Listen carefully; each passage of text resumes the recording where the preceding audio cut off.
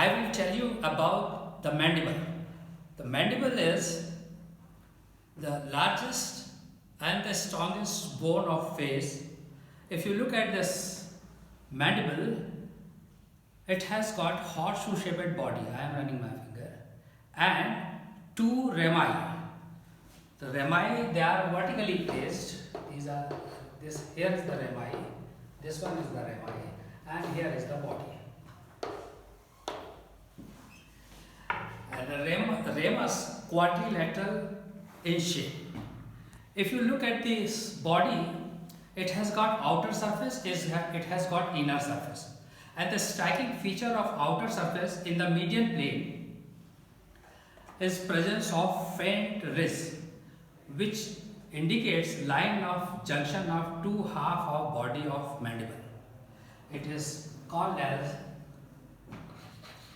symphysis menti.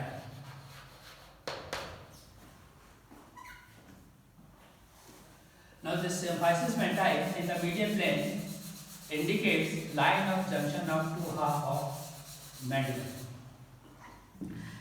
In the lower part of the symphysis menti, a triangular eminence is there. And this triangular eminence is called as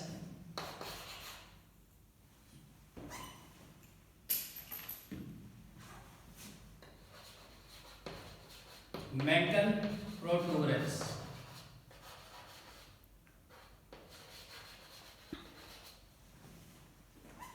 I am putting my index finger onto the mental protuberance. Infralateral part of mental protuberance, small tubercle, one on each side. Here it is mental tubercle.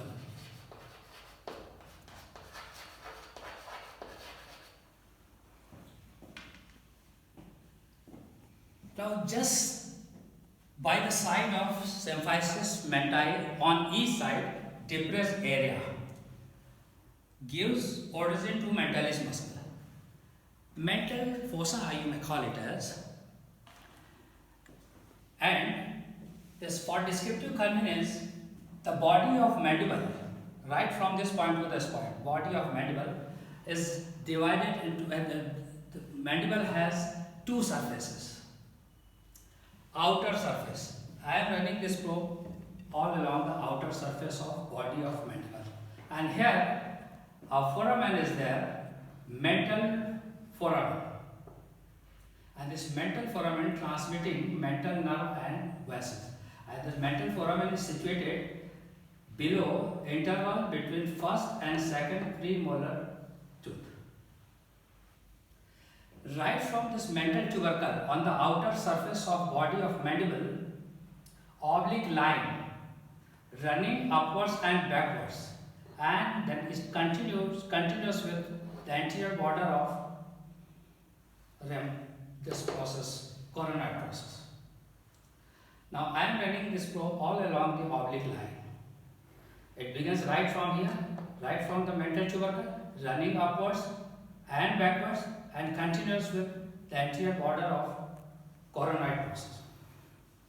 And this oblique line gives attachment to three muscles. The anteriormost part gives attachment to depressor labii inferioris. Behind this, a small area for attachment of depressor anguli oris muscle. And still behind this, the buccinator muscle takes origin. The lower part of it, the anterior surface, gives insertion to platysma muscle. Look at this inner surface. The inner surface having a striking feature in the form of mylohyoid line. I am running this probe along the mylohyoid. It begins just below last molar tooth, third molar tooth, running downwards and forwards, reaching to the symphysis menti where it ends, below this tubercle. These two tubercles are there in the median plane on the posterior surface of symphysis menti, genial tubercle.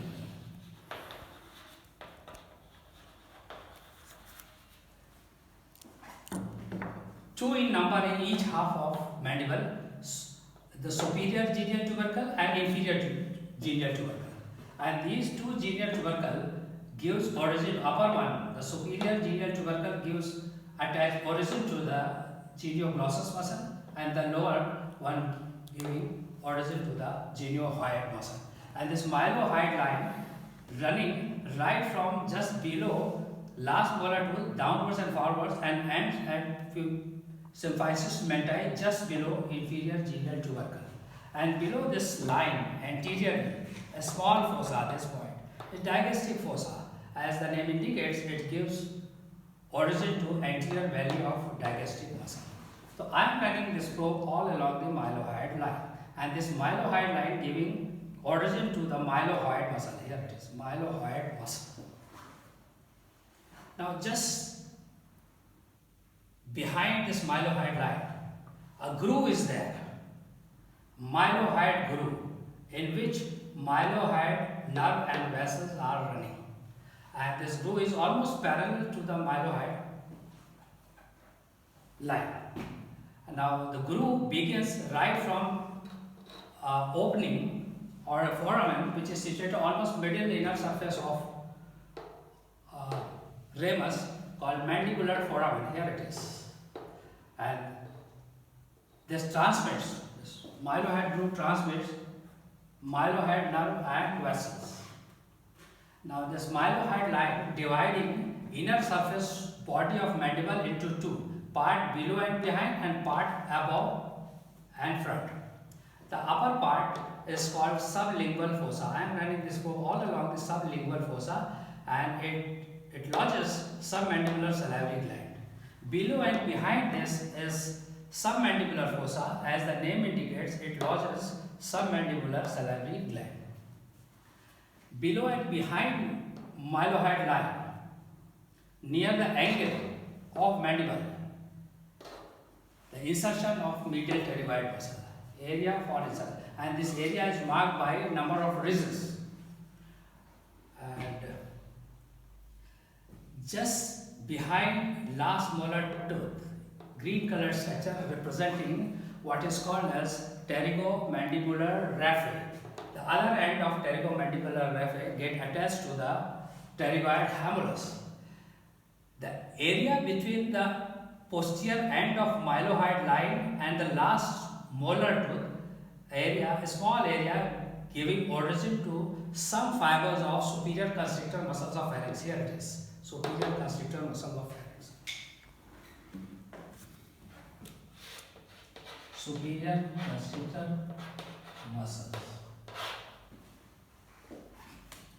And the area between attachment of superior constrictor muscles of pharynx and the posterior end of mylohyoid line, this yellow color structure representing lingual nerve, and here this nerve lies in direct contact with the bone.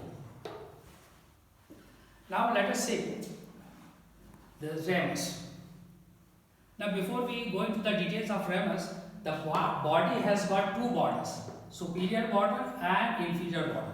The superior border is also called as alveolar border, and it provides sockets for maxillary teeth.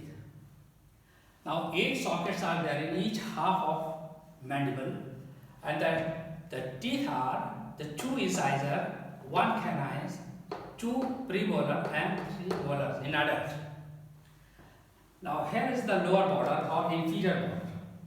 Inferior border is very thick, and therefore you may call it as the base of mandible. I am running this probe along the base of mandible, and this base gives attachment to investing layer of deep cervical fascia and platysma muscle. Insertion of platysma muscle is here. Now let us see the ramus. Ramus is the vertical part extending right from this point to this point, somewhat quadrilateral in shape, and it has got 2 surfaces. Here is the lateral surface, and the greater part of this lateral surface is the insertion of masseter muscle. Now large area gives insertion to the masseter muscle on the lateral surface, and the medial surface, here is the medial surface, and the striking feature of medial surface, the presence of this foramen, the mandibular foramen almost in the middle of inner surface. Inner surface also called as